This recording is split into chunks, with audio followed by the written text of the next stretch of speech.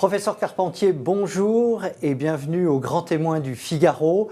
On ne vous présente plus, vous êtes le père de ce cœur artificiel, cet extraordinaire cœur artificiel développé par Carmat.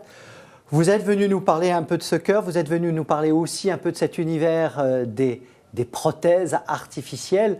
Alors j'ai envie de vous dire une première question assez naturelle. Où en est-on dans le programme, dans le développement du cœur artificiel ?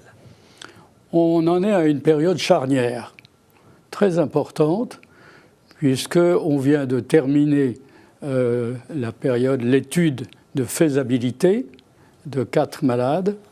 Et avec les résultats de cette période, de ces 4 malades, on a obtenu l'autorisation des agences qui nous gouvernent, l'ANMS en particulier, oui, de procéder à la deuxième étape qu'on appelle l'étude pilote.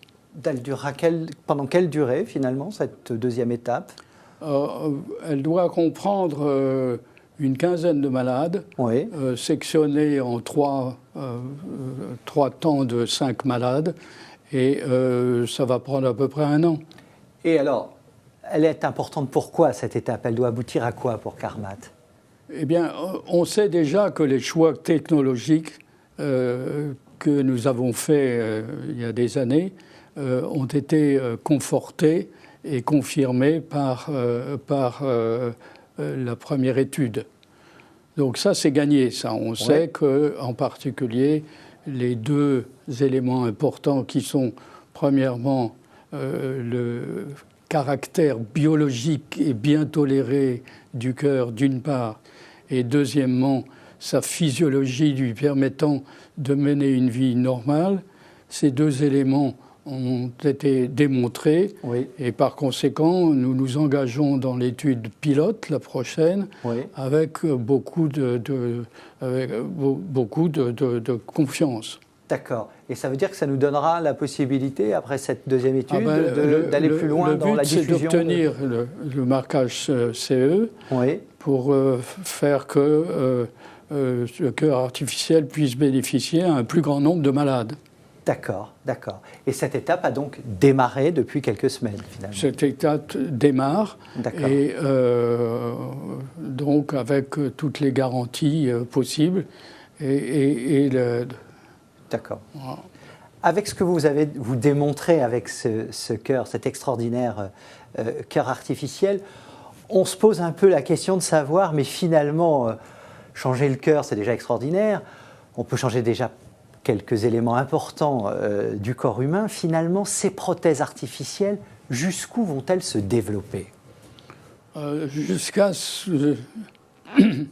La limite, c'est la sagesse, oui, si j'ose utiliser ça. Bien évidemment, la question qui se pose, est-ce qu'on va pouvoir changer un jour la totalité des organes ? On sort de la sagesse nécessaire, qui est ce que les malades et le public attendent des médecins. Il ne s'agit pas de remplacer tous les organes et de faire un homme artificiel. Je déteste ce terme, oui, qui d'abord ne correspond pas à une réalité, mais enfin, dans la mesure où il y a 2 ou 3 organes qui pourraient être remplacés au bénéfice du malade, eh bien, je crois que c'est tout à fait licite et défendable. Et là, le champ du possible s'étend tous les jours sur la possibilité... Le champ du possible, c'est tous les organes qui ne marchent pas bien, qui arrivent au bout de l'évolution, par l'usure, par la maladie. Et c'est quand même une bonne nouvelle quand on peut remplacer un organe mort. Oui, bien sûr. Très bien.